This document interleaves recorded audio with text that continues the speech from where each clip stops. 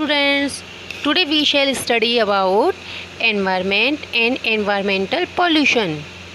First of all, what is pollution? Pollution, the action of making the air, water, soil etc. dirty and dangerous is called pollution. किसी भी तरह से water को, air को, soil को गंदा करना यह पॉल्यूशन कहलाता है। इसकी वजह से ये हमारे लिए हानिकारक हो सकता है।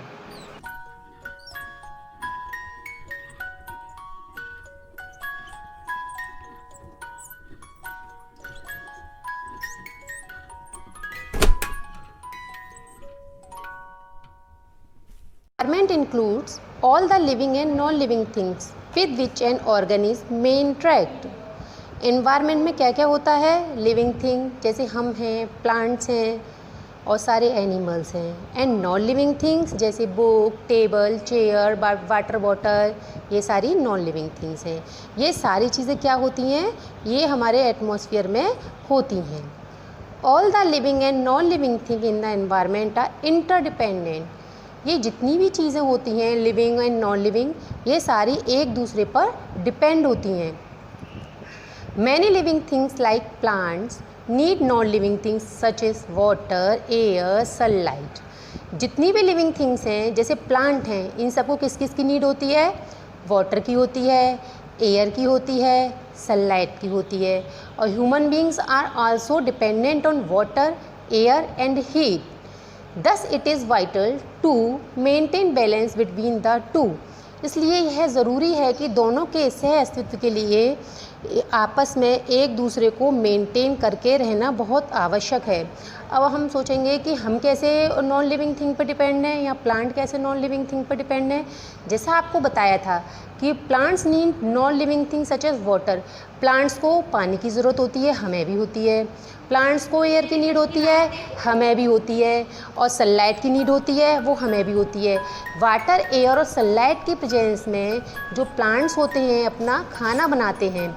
इसी तरह से हम सांस लेने में एयर का यूज़ करते हैं और उसके अलावा हम प्लांट्स और एनिमल प्रोडक्ट्स को खाते हैं, उन पर हम सर्वाइव करते हैं।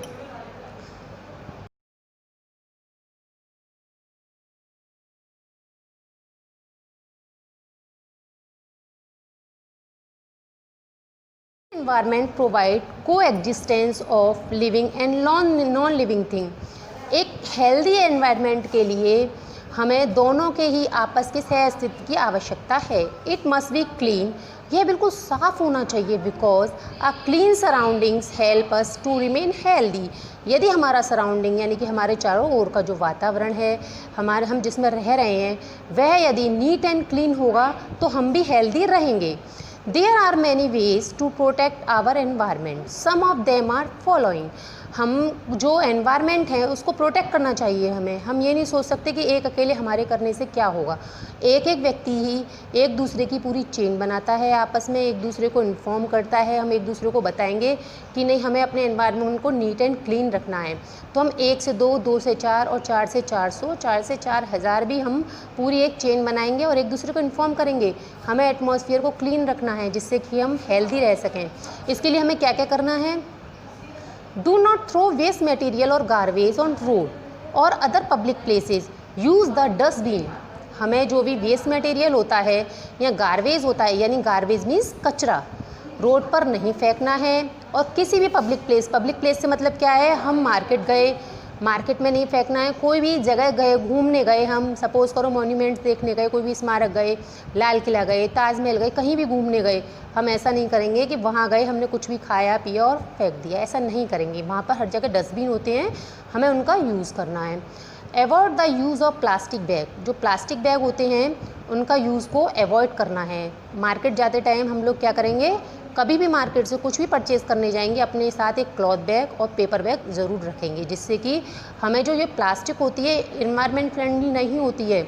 ये एक बहुत ही ख़तरनाक चीज़ है एनवायरनमेंट के लिए, क्योंकि ये ना तो मिट्टी में मिलती है और ना ही एयर के लिए अच्छी होती है। यदि इसे जलाया जाए और यदि इसे मिट्टी में खोद कर डाल दिया जाए तो सालों साल तक ये एज इट रहती है और प्लांट्स के लिए, एनिमल्स के लिए हार्मफुल बन जाती है। यूज़ पेपर बैग और क्लॉथ बैग इंस्टेड, इनकी जगह पर पेपर और क्लॉथ के बैग यूज़ करने चाहिए। डू नॉट स्पिट, जगह जगह थूकना नहीं चाहिए। यूरिनेट और डेफिशिएट इन ओपन और पब्लिक प्लेस, जगह जगह थूकना, टॉयलेट करना, ये बाथरूम करना और पॉटी करना, ये सब नहीं करना चाहिए और पब्लिक प्लेसेस पर भी नहीं करना चाहिए। आप कहोगे ऐसा हम तो नहीं करते, लेकिन और बहुत से होते हैं, बच्चे होते हैं जो झुग्गी झोपड़ियों में रहते हैं, वो ऐसा करते हैं। तो हम यदि चाहें तो उन्हें समझा सकते हैं इन चीज़ों के लिए। Do not pollute the river by throwing any waste material. अब क्या होता है, रिवर में बहुत से बच्चे हैं, घूमने गए, कचरा डाल दिया, पेपर की बोट बनाई और उसमें डाल दी, ये नहीं करना चाहिए। किसी भी तरह का वेस्ट मटेरियल भी उसमें नहीं डालना चाहिए नदी में, क्योंकि नदी से बहुत सारे एनिमल पानी भी पीते हैं। वो वेस्ट मटेरियल जो भी नदी में डाला जाता है, मे बी वो उनके मुंह में जा सकता है और भी पानी भी पॉल्यूट हो जाता है।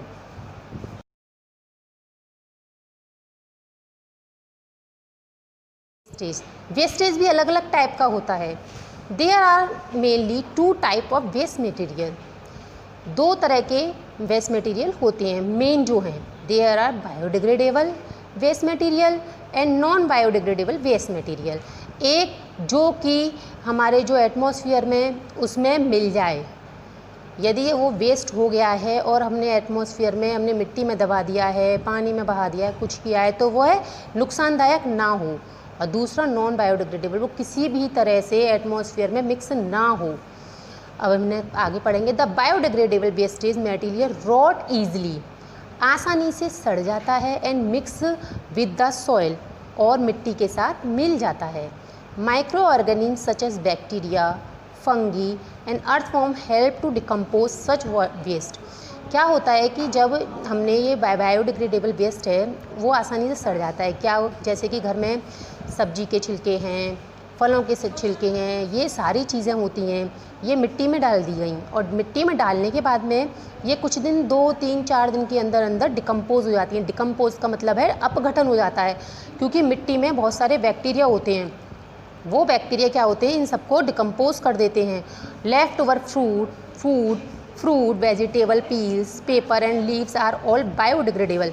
लेफ्ट ओवर बचा हुआ खाना, फ्रूट एंड वेजिटेबल के छिलके, पेपर एंड लीव्स होती हैं, जो पत्तियां होती हैं जंगलों में कट के गिर जाती हैं, टूट के गिर जाती हैं, वहाँ कोई सफाई करने थोड़ा ना जाता है।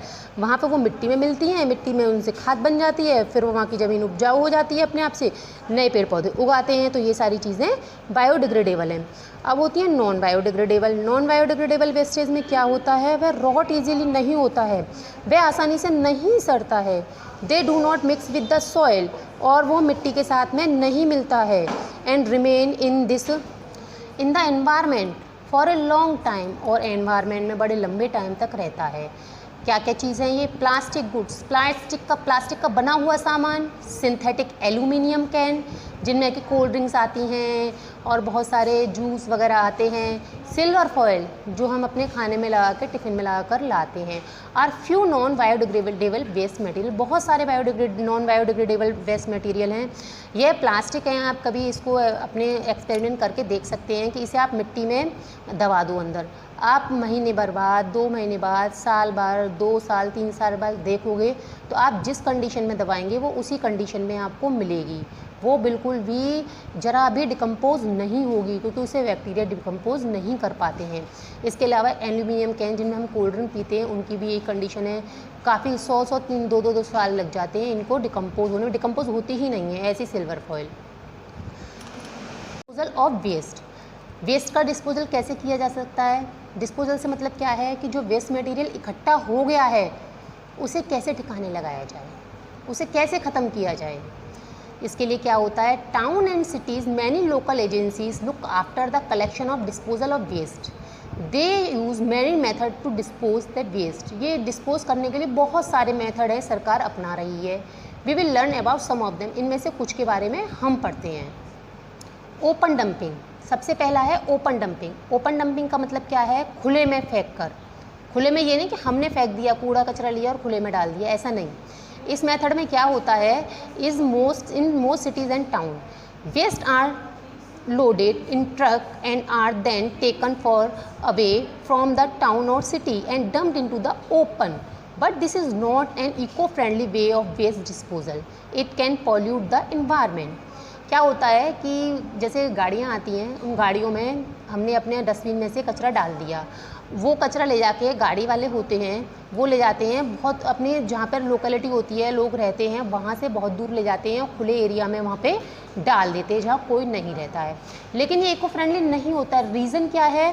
क्योंकि वो कचरा है वहीं पे पड़ा हुआ है, वहीं पड़े हुए की वजह से एनिमल्स भी खा रहे हैं उसे, क्योंकि एनिमल्स को तो नहीं रोक सकते जाने के लिए, एनिमल्स खाते हैं तो इनके लिए वह नुकसानदायक हो सकता है। उसके अलावा एनवायरनमेंट में पॉल्यूशन करता है, उसकी स्मेल फैलती है और कोई भी चीज़ ऐसी हार्मफुल भी हो सकती है जिसकी वजह से एनवायरनमेंट को नुकसान पहुंच सकता है। बर्निंग में क्या होता है? Waste is first collected at one place. सारा जितना भी वेस्ट मटेरियल होता है, जो हमारे घर से भी कचरा होता है, वो ट्रक और गाड़ी होती हैं, वो ले जाती हैं एंड इसको फिर जला दिया जाता है एक जगह पर ले जाकर। But burning of some waste produces harmful smoke. लेकिन ये मे बी पॉसिबल कि हमने उसमें कचरे में कोई ऐसी हार्मफुल चीज़ हो जो कि यदि जलाई गई हो और जलाने पर उसमें से हार्मफुल स्मोक यानी कि खतरनाक धुआं निकलेगा और वो और बाकी पब्लिक के लिए नुकसानदायक हो सकता है। नेक्स्ट है landfills. Often deep ditches are dug in the ground and the garbage is dumped in them. क्या होता है कि ऐसे लोकेलिटी से दूर चले जाते हैं, दूर जाकर वहाँ पर बड़ा गहरा सा गड्ढा खोदा जाता है। उस गहरे गड्ढे में वहाँ जो कचरा लाया गया उसे डाल दिया जाता है। अब उसके बाद क्या करते हैं, वो कचरा डाल के भर गया गड्ढा, उसके ऊपर वो मिट्टी डाल दी जाती है जो खोद कर निकाली गई थी। और इसके बाद में ये एरिया होता है वहाँ पर वो कुल एक सा करके उसे प्लेग्राउंड, पार्क इसमें कन्वर्ट कर दिया जाता है। मीन्स ये है कि सरकार है बहुत सारे तरीके इसके लिए अपनाती है कि किसी भी तरह से हमारा एयर में पॉल्यूशन ना हो, सॉइल पॉल्यूशन ना हो और किसी तरह की किसी को परेशानी ना हो। अब ये टॉपिक है कंपोस्ट पिट क्या होती है। Compost pit is something which can be made at home. जो घर पर बनाई जा सकती है उसे कंपोस्ट पिट कहते हैं। कैसे बनती है? It is commonly found in village. This can be made by digging a pit in the ground यहाँ की बड़ी जगह पर, एक जगह पर ग्राउंड में जाकर गड्ढा खोदते हैं। घर के जितना भी हाउस होल्ड वेस्ट होता है can be put into it. सारा हाउस होल्ड वेस्ट होता है वो इसमें डाल दिया जा सकता है। आफ्टर सम टाइम, कुछ समय बाद, the waste turn into the manure. कुछ समय बाद यह खाद में बदल जाता है। It is also known as compost. इसको कंपोस्ट के नाम से जाना जाता है। और ये मैन्योर होता है वह फार्मर के द्वारा यूज़ किया जाता है फील्ड में, यानी कि फसल उगाने में। और फसल उगती है इससे। Natural manure is instead of chemical fertiliser are healthier, they are called the organic food. क्या होता है, जैसे हम अपने घर पे भी कर सकते हैं कि एक कोई बकेट ले ली, बकेट में थोड़ा सा हमने सॉइल मिट्टी डाल दी। मिट्टी डालने के बाद में जो भी लेफ्ट ओवर फूड है हमारे घर में, छिलके हैं सब्जियों के, वेजिटेबल पील्स हैं, पेपर्स हैं, उसमें डाल दिए। ये सब चीज़ डालने के बाद फिर उस पर थोड़ी सी मिट्टी डाल दी। फिर हमारे दूसरे दिन कुछ थोड़ा सा वेस्टेज और तैयार हुआ, छिलके बचे हमारे यहाँ पर और जो ये पेपर वगैरह इकट्ठा हुआ, ऐसे वेस्टेज को हमने से फिर दोबारा डाल दिया और फिर उसके ऊपर मिट्टी भर दी। और इससे हम कुछ समय बाद देखेंगे कि वो हमारे लिए एक मैन्योर, एक खाद तैयार हो गई। अब ये 1-2 दिन में नहीं होगी, करीब करीब 20 दिन के अंदर अंदर तैयार हो जाएगी। अब ये हमारी खाद तैयार हो गई। इस खाद को हम गमलों में, हमारे घर पे जो पेड़ पौधे लग रहे हैं उनमें हम डाल सकते हैं। ये उसके लिए बहुत ही फ़ायदेमंद होगी, हेल्दी होगी।